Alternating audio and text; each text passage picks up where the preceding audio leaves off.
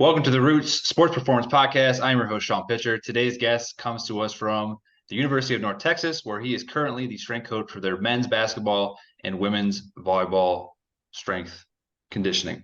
So he is also a native of New York, which is awesome because I'm also from New York. So we got some New York ties there. He's also had several different stops at all sorts of other universities: Iona, East Carolina, Wake Forest, Lindenwood, Penn State, and also Clemson. As the story goes in athletics, you go where the opportunities are and you take advantage of every single place that you can from the mentors and individuals that were there. And Jason has done just that. So, Jason, welcome to the podcast. Thank you so much, man. I'm so happy to be here, and I'm really looking forward to having this conversation with you. Love it. I can't wait as well. So, can you tell us who is Jason? What is your roots? Absolutely. And I love that you asked this question, and it really gives me a time to reflect as I speak to you, but also gives me a really good opportunity to highlight those people that are so instrumental in where I am today. My best friend and my mentor, Ryan Horn, he always told us, no one is self-made. And I couldn't agree more. And that being said, I am a product of great parenting. I am a product of great mentorship. I'm a product of amazing human beings and coaches that gave me a chance. I am a product of the people I surround myself with and the great athletes every day. And those are the people who are really shaping me and who I am. And that goes all the way back from day one. High school coaches, friends from high school who are still my best friends today. That's who I am. Those are my roots, the people that I chose to surround myself with, but also the people who are willing to help and mold me. Those are as deep as the roots as I have. Obviously, you alluded to it. I'm a New Yorker, right? So I'm sure people listening will probably be like, "Oh, he's one of them." And there are stereotypes that hold very true to that. But ultimately, man, I'm a product of my support system. I'm a product of the people who invested in me and continue to do so. So those are my roots. Yeah, I mean, the big thing there is every single place that you go, that you always get that question like, "Oh, who's your biggest mentor?" It's like, well, I don't think I can name one person because every place is going to have somebody that's investing in me, that's allowing me to create my own philosophy, that's putting me in a position to get better, take a step forward, hopefully get to those higher positions, those higher roles that I want. So, like to say it's all one person, I wouldn't get there without all the people that were Right. and not even like in your case, it's not just a strength coach, or for me, it's not just a dietitian. It's all the staff. Like if you're truly utilizing all the members of your staff and coaches and then just the athlete that you work with, right? Every day should be a learning opportunity, regardless. Yeah, and I think you hit it right on the head, right? Like if somebody was asked me right now and forced me to give an answer, who are your biggest mentors? I'd have to say the athletes, because I learn more from them every single day than anybody else that I confide in for information. And not even just from a standpoint of like programming and how to go about doing the job itself, but they keep me honest as a person. Because right now is a perfect example. We have such a tight group and such high level character human beings that you have to be really cautious on what you're displaying and what you're leading, like, because they're so attentive to everything. So right now, those are my biggest mentors, to be honest. Yeah, they're like sponges. I mean, Yeah. if as a collective group, you, the coaches, the other support staff, like you have to be the person that's going to set the standards and also be a high level human. So that way they have people that they can follow after. Because we No all doubt. know, depending on the athletes, where they're coming from, their environments, may not have had a parenting figure that was there for them. They may not have had an environment that was able to teach them those tools or behaviors. So what ends up happening is you become that next family. You become that next person that's actually going to teach them those tools because they haven't had the chance to be able to learn those the last, who knows, 17 to 18 years, depending on where it is, or if they're transferring from a different place. So a lot of times, we don't ask for that, but we have to step up as that because we're going to have them for X amount of years. And if we don't do it, then who's going to do it? You know? Yeah, absolutely. And to be honest with you, I think that's what gets a lot of people in the field of athletics. And I also think that's what keeps people in the field of athletics is that aspect of it, because it's so special, right? If you're doing it just because you love the X's and O's of strength and conditioning, or you love being the consultant figure of dietetics, or if you love basketball or whatever, like you don't last very long because there's no love in this game for any individual. And so you really have to, no pun intended, bury your roots in what matters most. And that's just the relationships and the mentorship role with these young athletes and also the coaches around you, right? Like the athletics is getting younger and younger, and we happen to be getting older and older.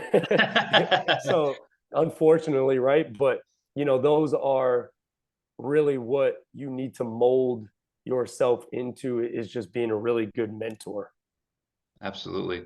So the last few years, I mean, you've really been putting your roots into basketball. That's kind of been your niche. That's what you've been investing a lot of your time in as a strength and conditioning coach and getting opportunities there. What led you to specifically specializing or investing more in that specific sport, let's say, versus other sports that may be available in the collegiate or even the pro setting? A lot of different reasons. I think the biggest one being that I love and understand the game of basketball. And as a practitioner, that really helps you do your job at a high level. It's like a constant needs analysis every single day with basketball because of the nature of the sport. So being able to understand what the demands are, but also what's being asked from a strategic standpoint, it really helps point your programming in the right direction.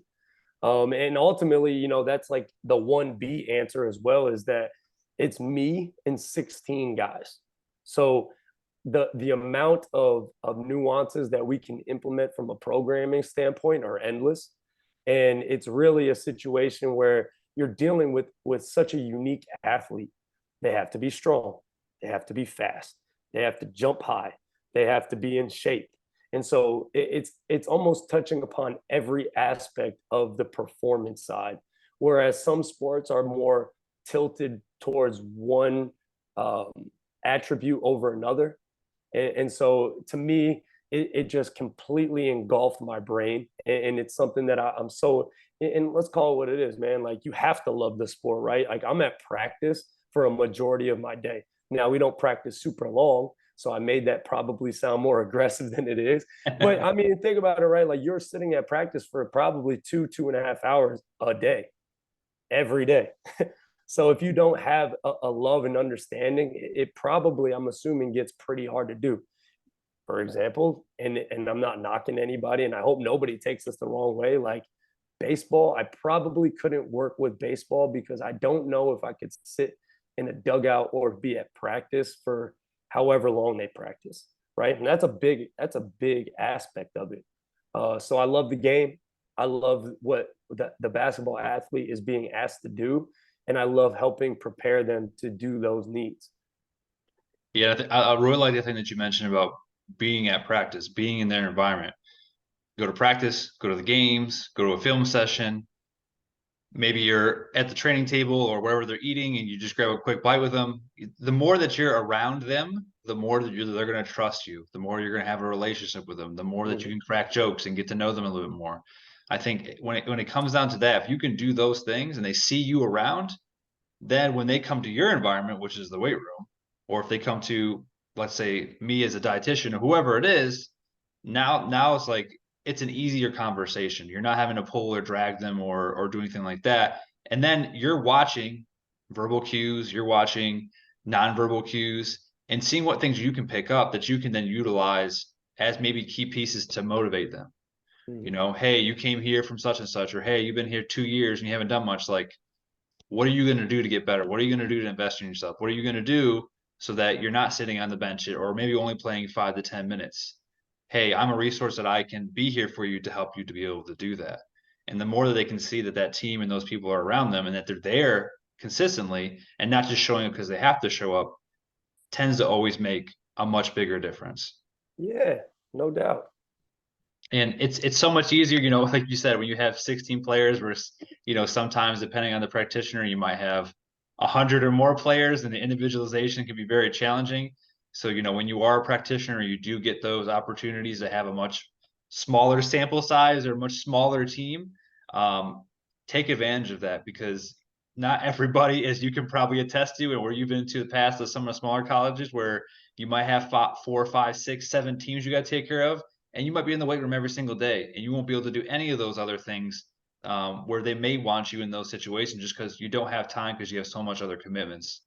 Yeah, and I'll tell you this, right? And being a basketball strength coach, I think a unique challenge that you start to realize is that you're all by yourself. 90% of the time, we're isolated, whether it's you have a basketball facility, a basketball only weight room, and it's usually just you or you and another strength coach. And that comes with unique challenges, right? Like if you're part of a football staff, strength staff, you are one of 4 full-time and GAs, if I'm correct on that, but it's pretty close. Those are the numbers, right? Or if you're a part of Olympic strength staff, you are one of 5 or 6. And so you have a lot of immediate resources to kind of pick ideas or run things by. Now, however, being in the basketball side of things, sometimes you don't have that luxury. So it's a unique challenge, and you also have to be true to yourself and make sure that you're doing your due diligence of like, hey, am I being complacent with our means and methods of doing things? Is this really the most effective way to get the job done?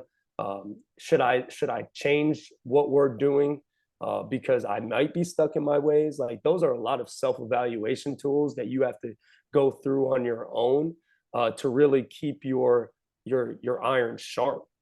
Now, I am also fortunate too that I have people like you and my other strength coach friends and a lot of different PTs and athletic trainers that are very open to phone calls and text messages that are there for a resource for me. But it could be challenging. Can be challenging. Yeah, and just challenge yourself. Like, a lot of times now basketball facilities, baseball, football, they're all kind of their own little entities now. You have your own little group of practitioners that kind of just work with your sport. But go watch another strength coach, right? Like, all right, I never worked with golf or I never worked with this sport. Like, let me see what methodologies you're putting into place, or let me see what you're doing, or what technology you're using, or how are you testing stuff. Like, it may not be basketball related, but in reality, there's still maybe some nuggets there that you could essentially take on that you could transport to then make it work for what you do with basketball. I'll give you a perfect example, man. Like and that's why I love it here because I do have an opportunity to be around other strength coaches. We share basketball has its own weight room, so I do spend 90% of my time there. But the strength staff and the Olympic staff here share a weight room, and they're very welcoming. So I'm always over there. And a perfect example of what you're talking about is over the summertime, we had a strength coach that stepped out, and I needed to step in and help on one of the football days. And they were, and Coach Kagan's here, they do like this grid system where they work on their acceleration and their change of direction in like a grid. And I won't elaborate on it too much, but I helped out one day and I stole all of it because it was great. Like different sport, different needs, different demands. However, the mold of the drills themselves fit our athletes. Basketball is a very high volume acceleration and deceleration sport. So we need to train it. You know what I mean? Yeah. And I used to think I was doing it properly, but I found a better way. And I found it through what football was doing. And I stole it.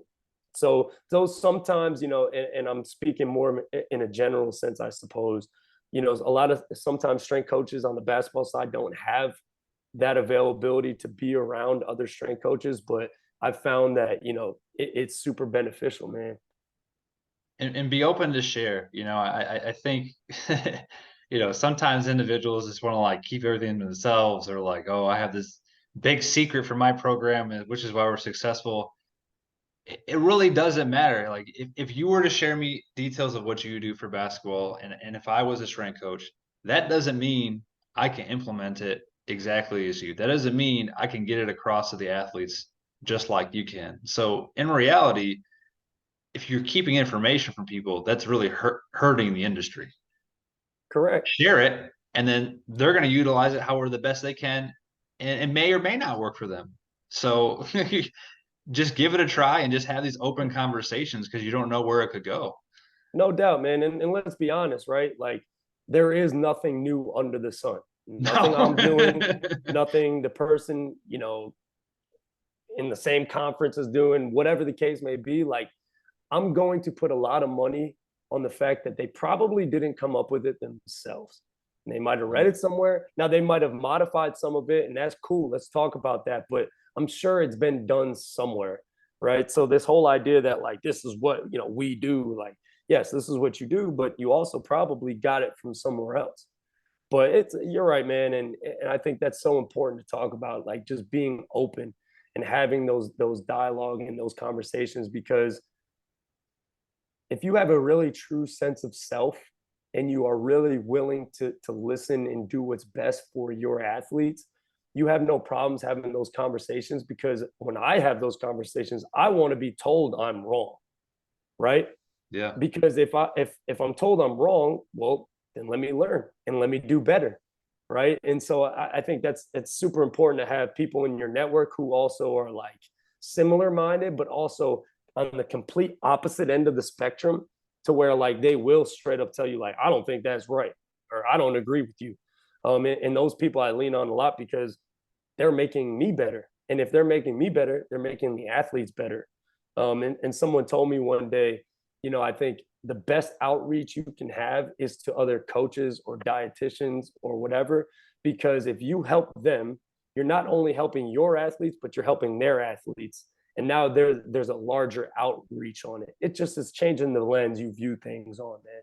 You've got a bigger network, because everyone has branches to their trees, and we have the whole United States and international, and you may think a couple people. Well, this person knows another 100 people, so No doubt. it's just Like, joining communities to get better as a whole, and being able to, like you said, accept constructive criticism. And one of the strength coaches I used to work with, his saying all the time is he'd go into any of these professional development things that we did or learning opportunities.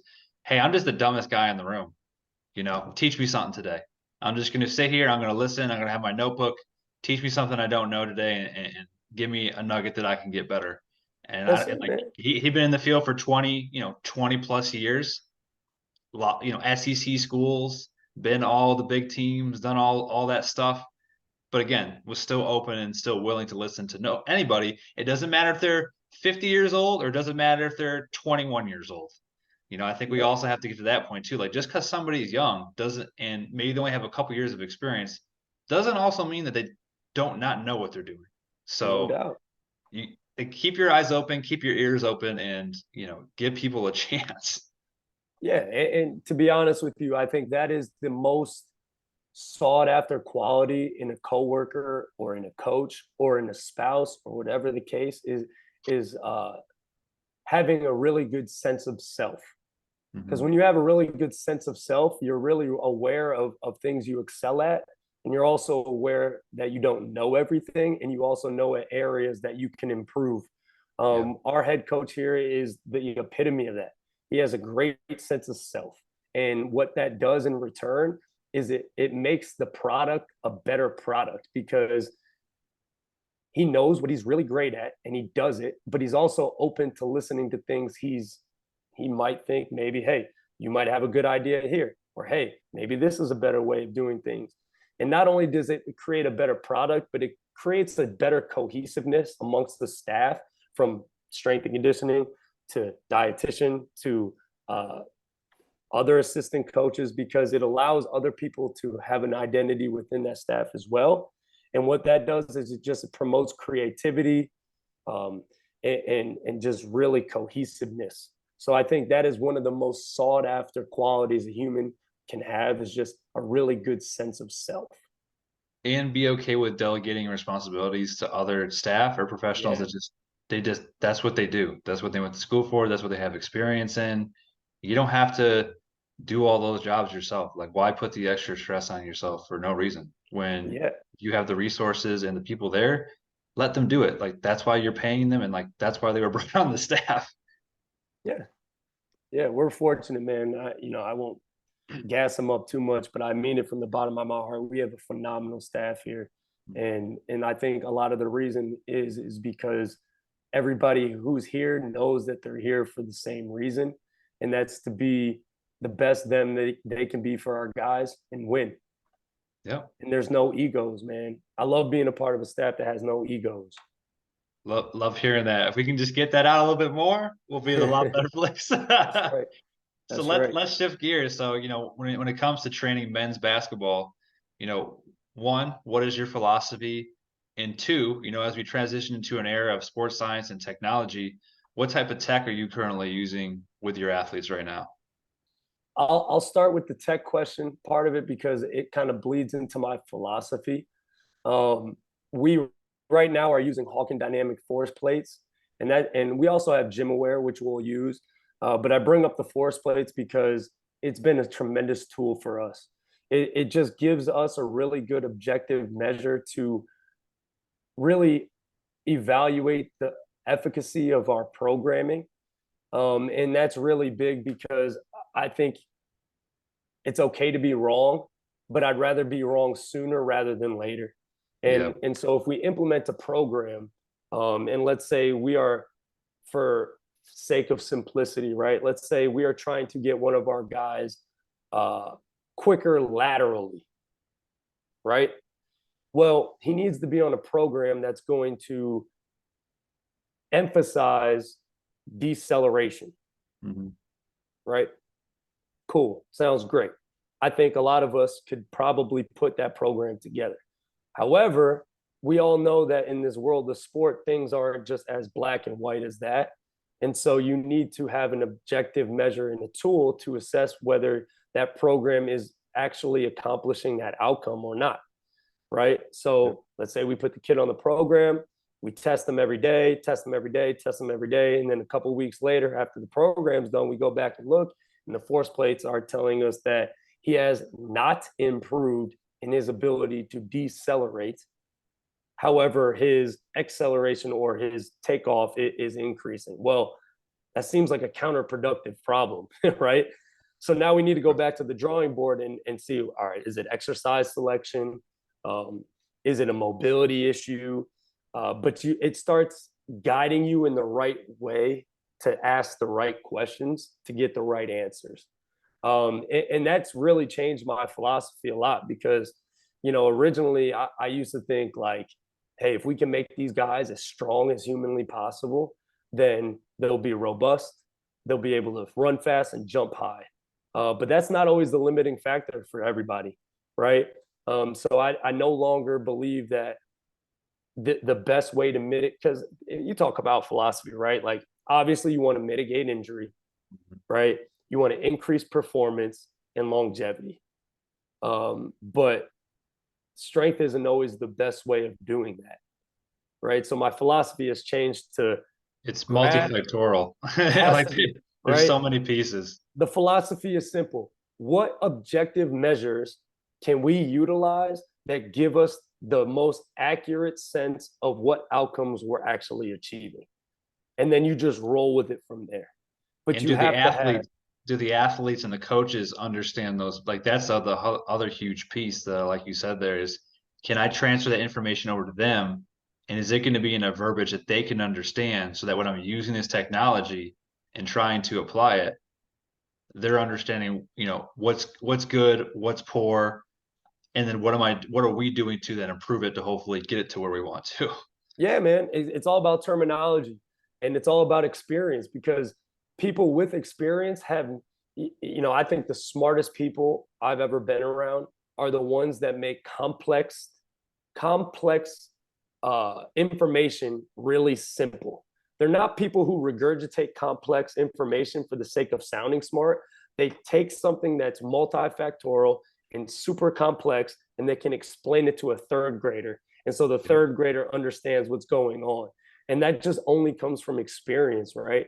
You can't just read it in a book and then expect everybody to pick up on what you're saying.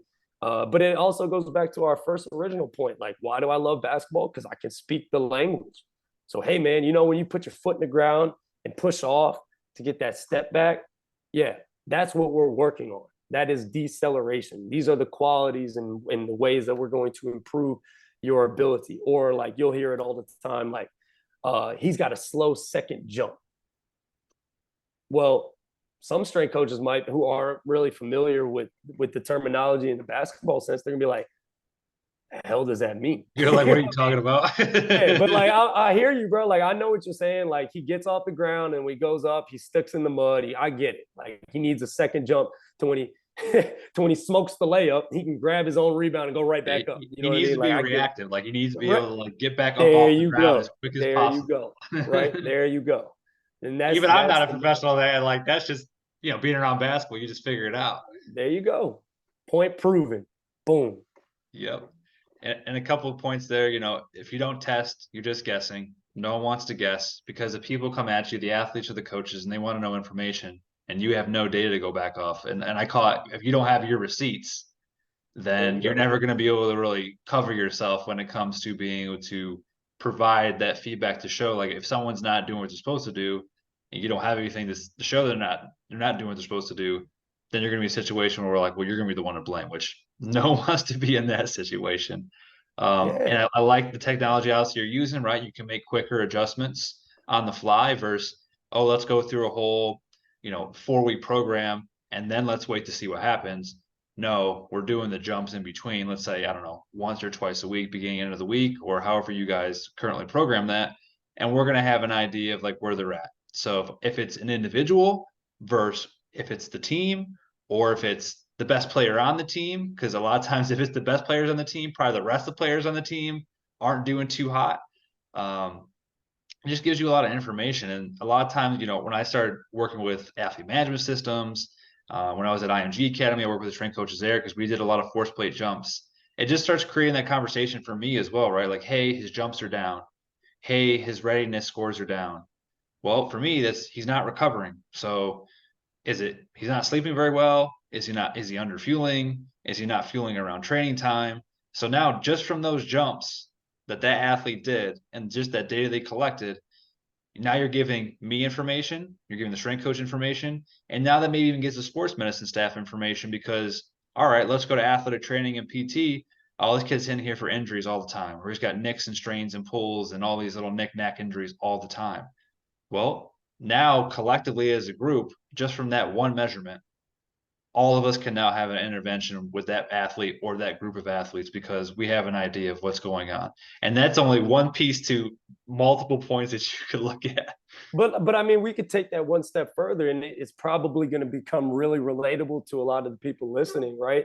From a dietitian and a strength and conditioning standpoint, our relationship at times becomes a conversation of who needs to gain weight and who needs to lose it. Yeah. Right? How many times have you had that conversation? Probably numerous. Yeah, I mean, and a lot of the times, people want that quick change and they want you to instantly have them lose weight or put on weight to what they think is going to then improve performance. But There you go. you can't change some of that stuff overnight because some people just aren't ready. But it's using that data and taking those conversations to show like this is going to take me weeks or this may take me months. That's not what you want to hear because I know you want to win games and you want to be competitive. But if we don't do it the right way the first time, well, guess what? At the end of the day, the performance is still not going to be good. They're still going to be at a high risk for injuries and still at a high risk for getting sick. So we can do the rush method, but the kid's probably not going to learn anything, and we're going to be in the same exact space, and you're going to be still upset. So, That's it, do man. you want that? No? No, Okay, nobody then does. let's Right. trust us so that we know what we're doing so we can put the best product out for you. That's it, man. You got to have those, but you, like you said, you got to have the receipts because from a physiology standpoint, right? Like gaining or losing weight is a very strenuous process. And if we can improve performance with mitigating some of that stuff in terms of like, hey, he's just not strong enough, or he seems a little slow. What's his weight at? If we can mitigate some of that with actually making informed decisions based on some of those force play stuffs to say, hey, like, we do probably need to work on a little bit more deceleration training, but it might not be a weight problem. Then that's a great thing to have in your pocket because it's tough to do. And the longer and the closer you get to season, it's even harder to do. Yeah, because if this kid is, I don't know, like let's say we have a center, for example, and the center is already 270 pounds and 6'10", right? And he's 10% body fat. Sounds good. It seems like he's in a pretty good position to me, or he's got good lean Right. mass, or he doesn't have a huge asymmetry in lean mass to the Right. left to right side in his upper and lower body. So a lot of times I kind of call it my big three. I look at how's your energy, how's your performance on the court or the field, and then how's your SSP, your strength, your power, and your speed. Are those Mhm. maintaining and are those improving? Right? And those don't have numbers behind them, but if those are maintaining and improving, then what we're probably doing without even regardless looking at the numbers are putting you in the direction that we need to get you to. And if everyone collectively is seeing that and we're able to keep a lot of those risk factors down and that's keeping you available, which everyone cares about availability, and that helps you to win games because you have your top stars on the court of the field, then we're good. That's it. That's it. Um, how important do you feel it is to work with knowing how to work with multiple other sports? A lot of times we get eventually into that niche, that one sport, like you work with basketball, but how important was it that you currently work with volleyball, or that you worked with all these other different sports leading up to this point? I think it's pivotal. I think it's essential, rather, to get as much exposure with other sports as possible and not try to bury yourself into a pigeonhole too soon.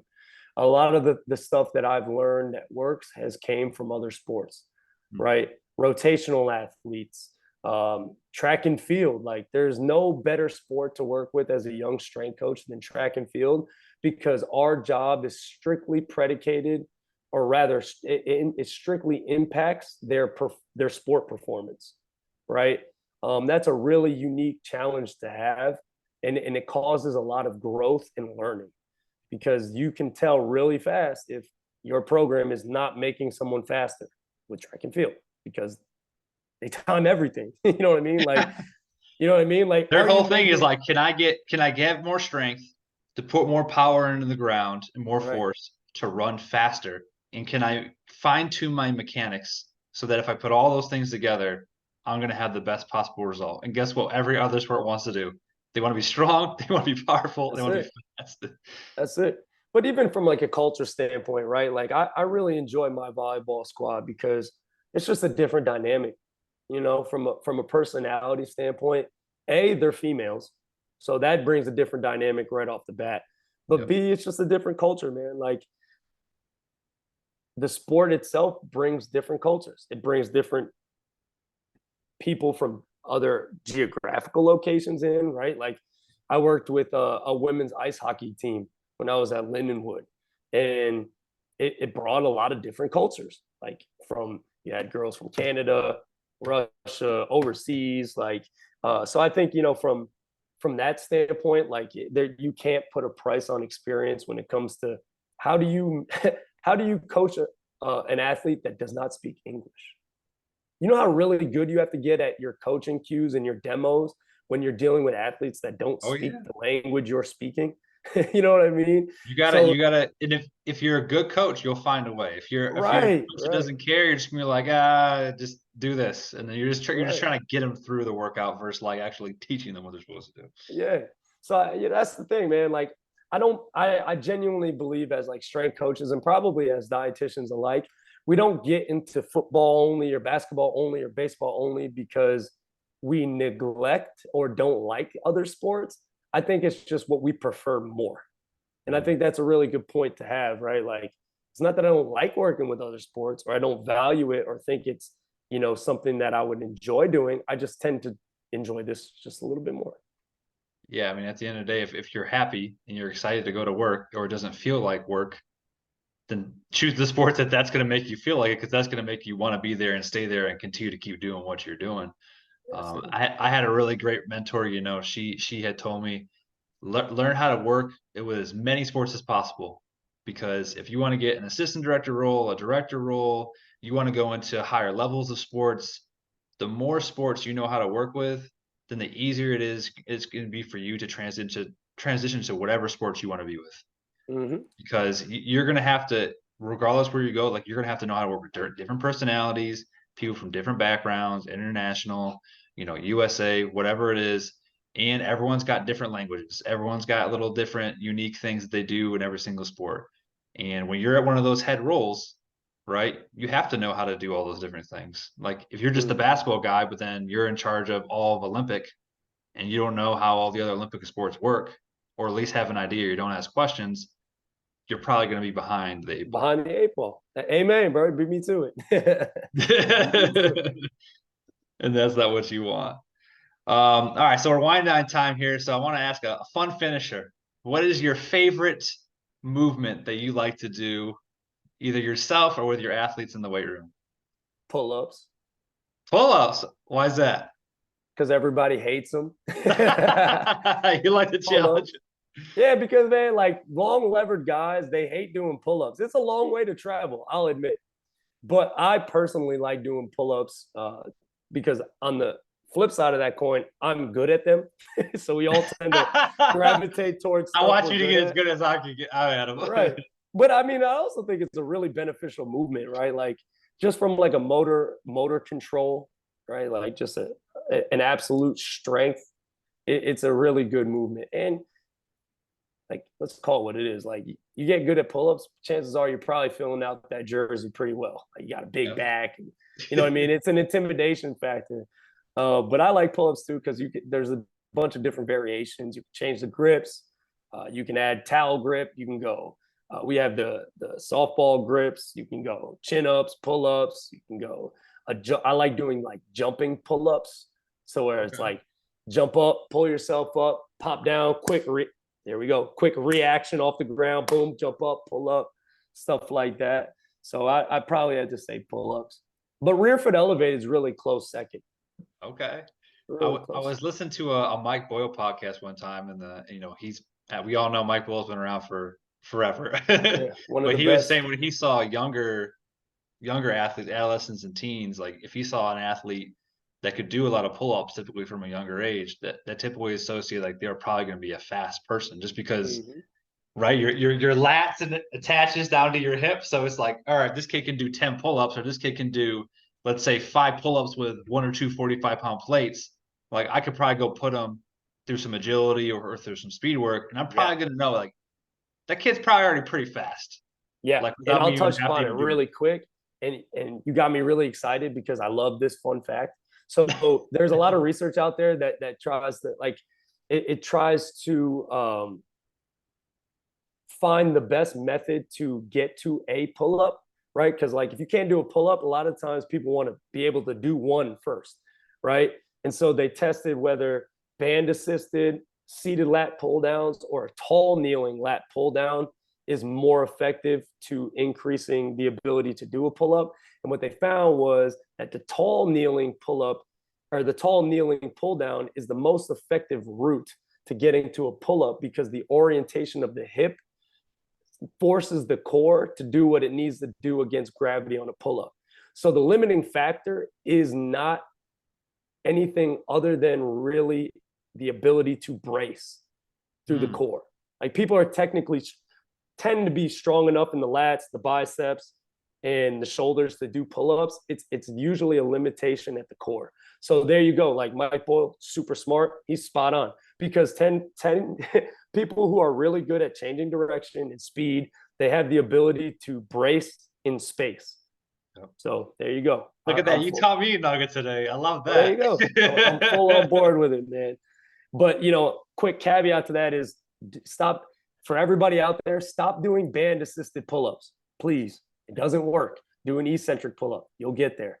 You heard it here. If you ask more questions for him, you can let just Jason know. So we're going to put all of Jason's information down below, contact information, anything else he wants us to put in there as well to get a hold of him and have a conversation like this. All my information will be there too. I also have my links in my Instagram bio link as well, where you can watch more podcasts like this. And if you need nutrition services on the side, I also offer that too. But Jason, appreciate having you on today. This was terrific. Thank you. Man, I had an absolute blast. I appreciate you, brother.